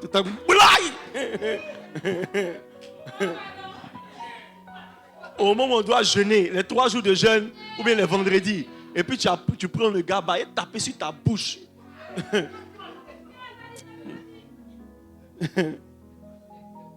Ça peut nous aider. Les amis, notre plus grand défi, c'est d'avoir des cœurs de fils. Amen. Vous savez, je vous dis ça et je vais peut-être continuer, on va arrêter. Tu peux être à une station et quitter la station sans avoir fait le plein. Parce que pour que tu puisses charger, il faut ouvrir ton réservoir. Il faut accepter que quelqu'un prenne la pompe et mette. Et ce n'est pas toi qui détermine le temps de remplissage. C'est même pas la pompe, c'est même pas le pompiste même qui détermine. C'est la pompe, c'est la source qui détermine. Le pompiste n'est que le gestionnaire de ce qui vient. Souvent les gens sont, je suis GGC, je vous dis la vérité. La plupart des personnes qui sont vraiment GGC, vous allez les voir dans peu de temps. Yes. Donc, et vous n'allez pas les voir parce qu'ils vont, non, vous allez les voir par comment est-ce que Dieu marche avec eux. Et les personnes qui ont été juste des figurants dans la masse, on va les voir. Les gens se sont vantés de suivre Jésus. Mais combien de personnes l'ont vraiment suivi? On a vu ça par la suite. Yes, on a vu ça par la suite. Être là ne veut pas dire que tu es vraiment dans l'alliance et dans la dispensation. Regardez ce que la Bible dit. Il dit celui qui va regarder au serpent des reins, c'est celui-là qui sera guéri. Vous savez ce que ça signifie? Un serpent qui t'a mordu. On dit, ok, on a fait maintenant son image. On l'a mis sur un poteau, il faut le regarder. Quelque chose qui t'a mordu naturellement, tu es dégoûté par lui. Écoutez, ce n'est pas parce que tu as été trompé par les hommes de Dieu qu'il n'y a pas d'autres hommes de Dieu vers lesquels tu dois lever les yeux. Il y a des hommes de Dieu, pour bien les voir, il faut lever les yeux, ils sont en haut. Ton pasteur est quelqu'un que tu dois regarder en haut. Le serpent t'a mordu par le bas, mais tu dois le regarder en haut. Les hommes t'ont fait du mal par le bas, mais parmi les hommes, il y a un que tu dois élever. Le problème, c'est quoi? Quand tu prêches des choses chez toi, on a l'impression que tu te recommandes. Non. Mais si je ne vous dis pas ça, personne ne vous dira. Et je ne vais pas le dire ailleurs et ne pas pouvoir le dire chez moi. Je serais un hypocrite. Amen. Si on était en réunion fermée, j'allais dire des choses plus graves que ça. Et si on était en culte des leaders, j'allais dire encore des choses plus graves que ça. Mais comme on est au culte des chrétiens sérieux, et soyons sérieux. Amen. Soyez fidèles. Amen. Moi, j'ai accepté que je suis votre pasteur à vie. Yes. J'ai accepté. Même si tu es ton club, je suis ton pasteur. Même quand je vais te chasser de l'église, je suis ton pasteur. Yes. Paul dit, ce sont mes enfants, mais je les ai livrés à Satan, afin qu'ils apprennent à obéir à Dieu. Yes. Yes. Je les ai livrés à Satan. Écoutez, même quand ton père te chicote, il est toujours ton père. Amen. Et ça, c'est tout. C'est ma décision, c'est mon cœur. Parce que je sais que pour la plupart d'entre vous, c'est Dieu qui vous a donné. Et Jésus dit, je n'ai perdu aucun de ceux que tu m'as confiés. C'est-à-dire que je n'ai même pas le droit de rejeter quelqu'un que Dieu m'a confié. Mais j'ai le droit de corriger. J'ai le droit et le devoir de corriger. La seule chose qui risque de ne pas être vérifiée, c'est votre capacité à garder un cœur de fils, à avoir un cœur de fils et à garder un cœur de fils. Et une attitude qui va avec jusqu'à ce que Jésus revienne. Votre bénédiction dépend. Yes. Vous savez, tout pasteur mystérieusement ressent ses enfants. Tout pasteur mystérieusement, il ressent ses enfants. Il les ressent. Yes. Il y a des gens, mais je me force pour ressentir, je ne les ressens pas.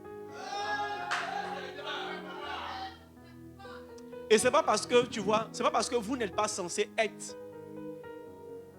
mes enfants, mais c'est parce qu'il y a quelque chose en vous qui me refuse comme père. Yes. L'une des choses qui caractérise les fils, c'est de donner à leur père ce que leur père aime. En fait, je ne parle pas en termes de matériel. En d'autres termes, chercher à faire plaisir au père. Ce sont des choses que tu vois, si tu es un pasteur expérimenté, tu vas commencer à observer. Et tu vas commencer à éprouver ceux qui sont avec toi par rapport à ça. Yes. Et souvent, par certaines attitudes, vous pouvez sortir de l'affiliation. Mais vous n'êtes pas rendu compte que vous êtes sorti de l'affiliation. Et vous savez, il y a des gens qui ont été des fils, maintenant qui sont devenus des étrangers. Les premiers finissent par devenir les derniers. Et les derniers finissent par devenir les premiers. Quand vous n'accordez pas de valeur à quelque chose, Dieu vous enlève ça. Yes. Les disciples d'Emmaüs n'étaient pas les seuls à fuir l'endroit où Jésus a été crucifié pendant que les disciples étaient en face. Mais Jésus allait les chercher. Pourquoi? Parce qu'eux, ils avaient le cœur de fils. Mais parmi les autres, là, il y a d'autres, on les a laissés se perdre.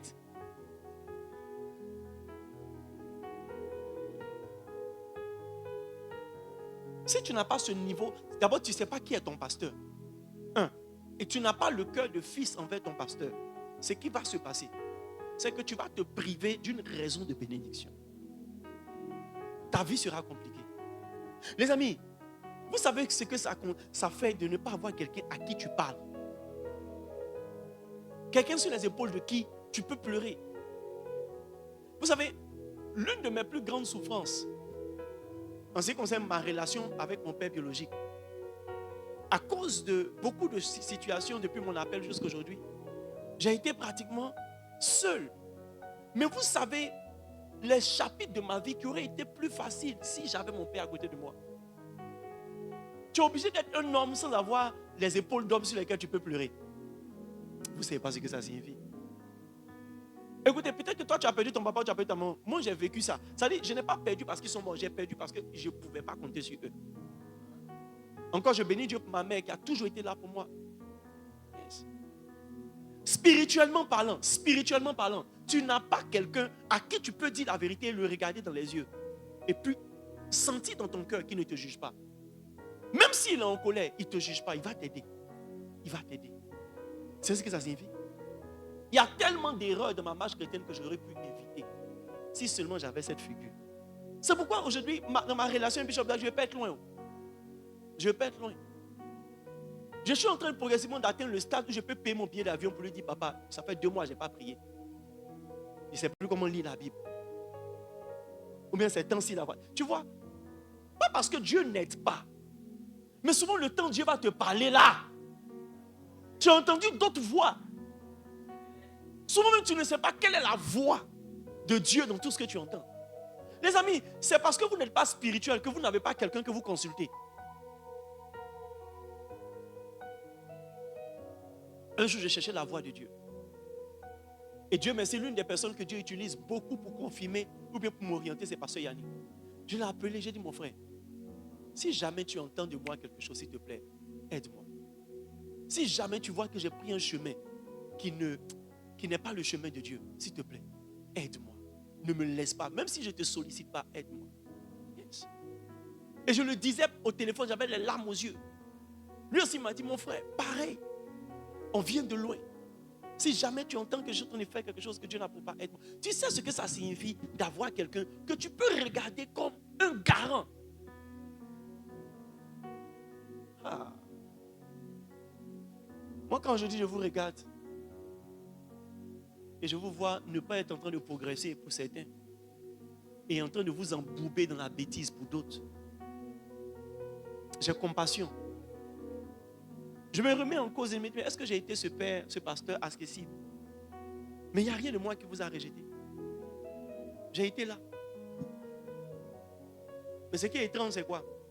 C'est qu'il existe des hommes qui ont construit leur maison à côté de l'eau, remplie de poissons, mais ils ont faim. Parce qu'ils espèrent que l'eau va faire sortir le poisson quand leur estomac fait brrr, brrr. Alors que l'eau est déjà à côté, le poisson est déjà à côté. C'est juste mettre ta canne. Créer la loi de la communication. La loi de la relation. Juste pour pouvoir recevoir ce qu'il y a dedans. La plupart des questions que vous ne posez pas, vous n'aurez pas de réponse. Donc votre ignorance est intentionnelle. Il y a quelque chose que tu as besoin de savoir pour être là où tu ne pouvais pas aller. Mais tu vois, la réponse est à portée de main. Mais la question ne vient pas.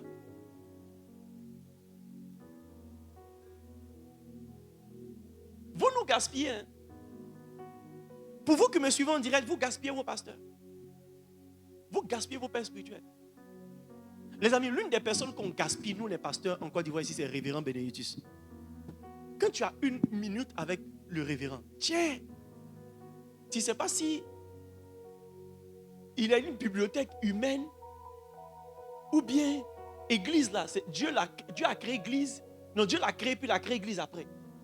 Il n'y a pas une situation de l'église où le révérend n'a pas de réponse.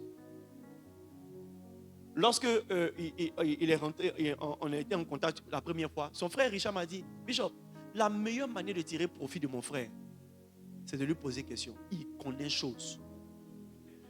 Il connaît chose. Et j'ai testé. Il n'y a pas une question que tu lui poses et il n'y a pas une réponse de sagesse appuyée sur les Écritures.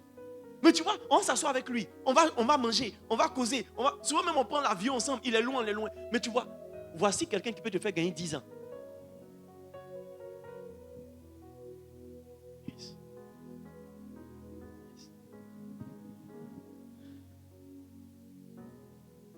C'est pas parce que tu as une source de bénédiction à côté de toi que tu es béni.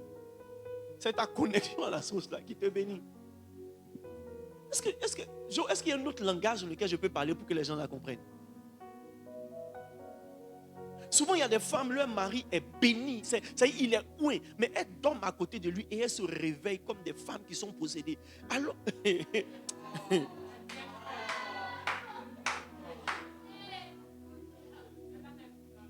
y a des hommes aussi, leur femme est très spirituelle. Mais ils peuvent dormir et se réveiller et puis avoir les mêmes problèmes de la terre. Il y a des enfants aussi, leurs parents sont très spirituels. Non, chacun pour lui. Je suis juste.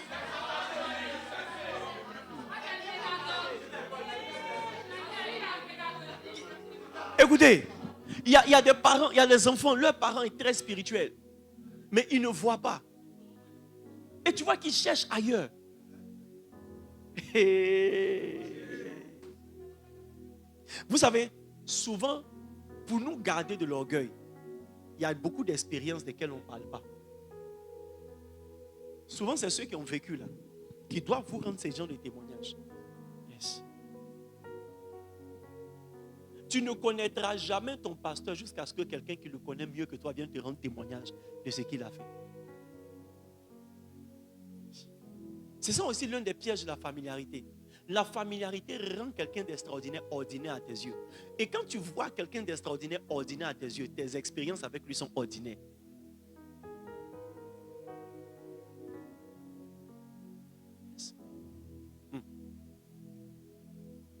Voici une des questions de Jésus qui a choqué les gens. Qu'est-ce que tu veux que je te fasse? Les amis.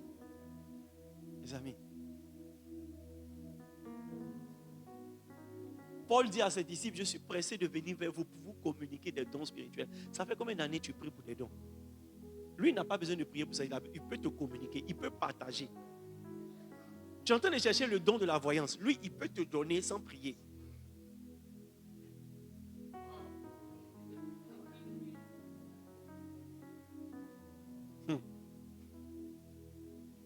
Yes.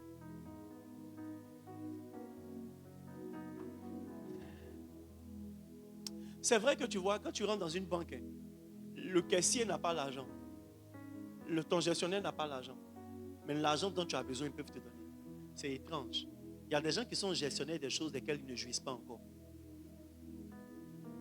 C'est ça le rôle d'un pasteur.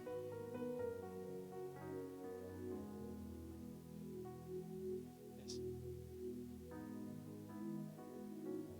Je rendais mes témoignages sur mes apparitions. Et l'une de mes filles dans le temps m'a dit, papa, je veux expérimenter la même chose. Je lui ai dit, va. La nuit, elle n'a pas dormi. Elle a dormi hors de sa chambre. Et très tôt le matin, elle est venue chez moi à la maison. Papa, je n'ai pas pu dormir parce que à telle heure, j'ai commencé à voir une grande lumière remplir ma maison. Et j'ai commencé à entendre mon nom dans la lumière. Mais je ne pouvais pas supporter. Papa, je ne veux pas que ça vienne encore. Tu vois?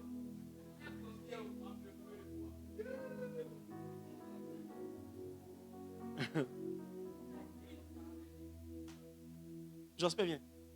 Viens. Regardez Jospin. Il est en bas. Moi, je suis en haut. Moi, naturellement, je suis passé par les marches pour venir. Mais à partir du moment où je suis en haut, c'est facile pour moi. Monte. De le faire monter. Même si c'était plus haut que ça, lui, il n'allait pas souffrir. Sa seule chose, c'est de rester accroché à mes mains. Et j'allais le tirer pour monter. Monter, peut-être l'escalier était piégé, mais prendre là. La seule chose qu'il lui fallait faire, c'est supporter de rester attaché jusqu'à ce qu'il monte. Quand tu es dans une dimension, quand ton père est dans une dimension, le meilleur moyen de rentrer dans cette dimension, c'est de le provoquer pour qu'il t'introduise. Il y a des choses pour lesquelles tu n'as pas besoin de jeûner. Quand tu es un pasteur qui est spirituel, parce que ça a son avantage que tu es ça. C'est en son avantage. Yes.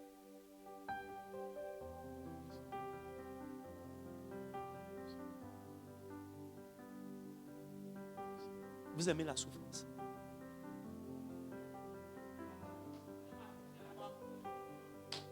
Non, il y a des souffrances comme j'ai enseigné. Il y a des souffrances normales, mais il y a des souffrances, c'est du masochisme.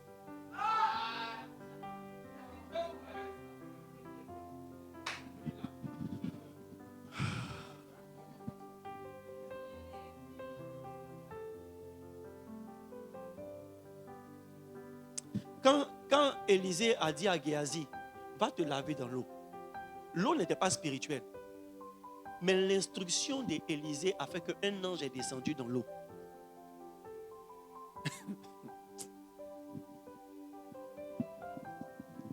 Les amis, je vais vous dire quelque chose.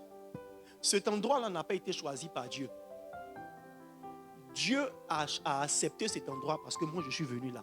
Je suis en train de dire que si moi je bouge d'ici, Dieu me suit. L'église, l'église n'est pas bâtie ici. L'église est bâtie sur moi. L'église est bâtie sur ton pasteur. C'est pourquoi je vais vous donner un autre pasteur. Et je vais aller faire 1 mois ailleurs. Et puis après, je vais venir faire le point de vos vies.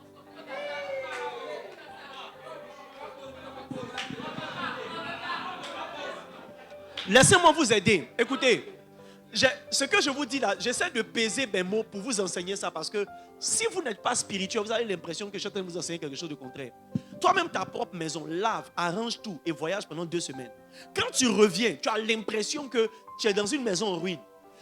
Parce que même quand tu es là, si tu n'es pas homme à balayer la maison, à arranger les choses, ta présence maintient certaines choses dans un certain état. Ça veut dire que spirituellement parlant, tout homme transporte une certaine atmosphère.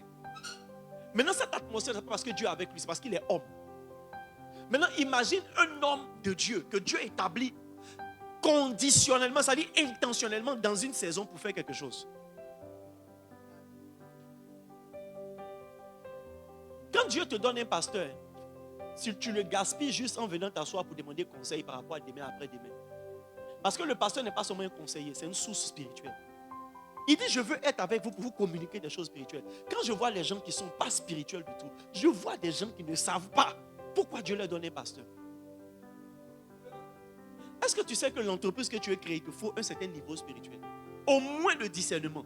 Et ce discernement, tu ne l'auras pas tant que quelqu'un ne te donne pas. Ou bien tant que tu ne jeûnes pas pour que Dieu te donne. Maintenant, quelqu'un te dit, arrête de jeûner. Il y a déjà jeûné pour ça. Tiens.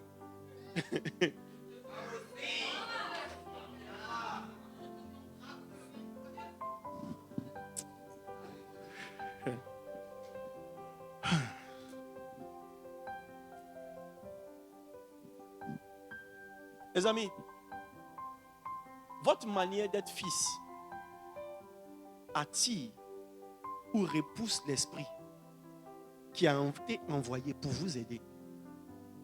Yes. Vous savez, avant je culpabilisais. Mais de moins en moins je culpabilise. Pourquoi? Parce que malgré le développement de la science, il y a des gens qui meurent sans se soigner.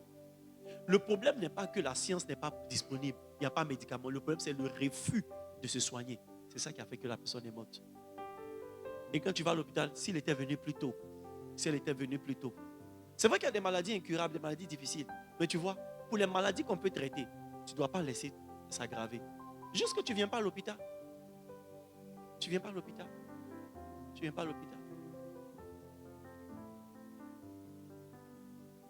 Tu seras le résultat de ce que tu as compris et de ce que tu pratiques. Yes. La plupart d'entre vous ici, vous devez être dans le ministère. Je lance un appel au berger. C'est une opportunité rêvée. Cherchez l'esprit. Les amis, quand on vous donne mes enseignements pour prêcher, là, ce n'est pas juste répétition pédagogique. C'est attraper l'esprit pour prêcher.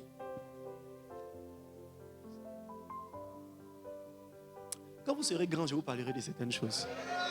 En attendant, que Dieu vous bénisse.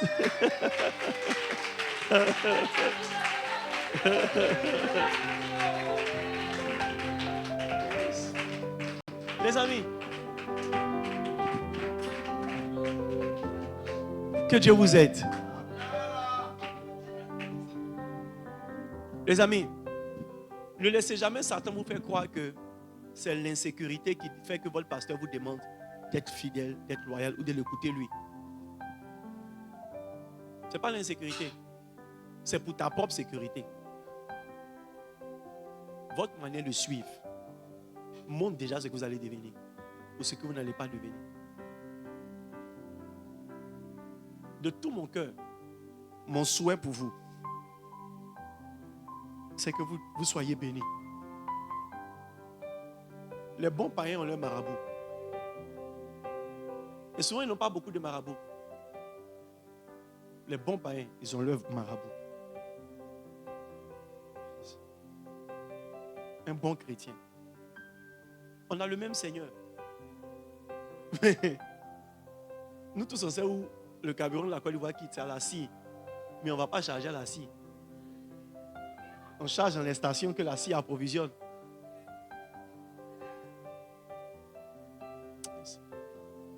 Non, moi, je cherche Dieu de par moi-même. Il faut trouver Dieu de par toi-même. Demain, il faut venir, tu vas me dire comment il était. Yes. Yes. Il y a quelqu'un qui doit te dire, si tu entends encore la voix, dis-lui, parle Seigneur, ton serviteur écoute. Il y a quelqu'un qui doit te dire ça. Il y a quelqu'un qui doit te dire. Yes. Père, que leurs oreilles entendent, que leur cœur reçoive, que leur esprit comprenne et que leur vie soit changée. Au nom de Jésus. Donne-moi ton puissant Amen.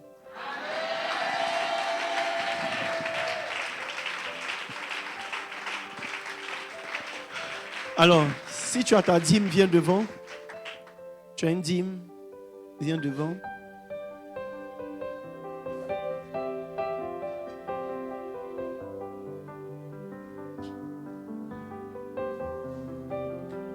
Tu as dîme ou ton offrande d'alliance, viens devant.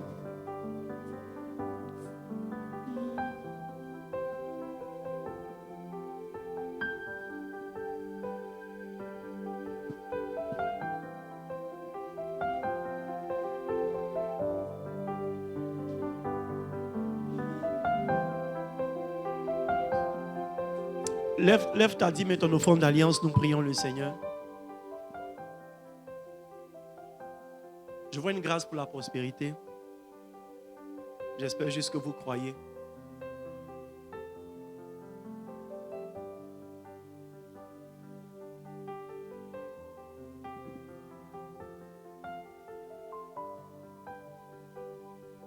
Père, merci de recevoir les dîmes et les offrandes d'alliance de tes enfants. Bénis-les de toutes sortes de bénédictions. Au nom de Jésus.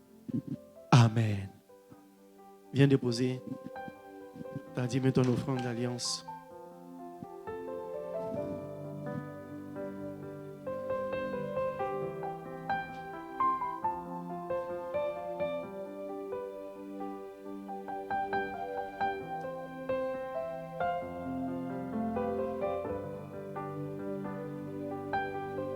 Tiens-toi debout avec ton offrande ordinaire. Nous prions tous le Seigneur.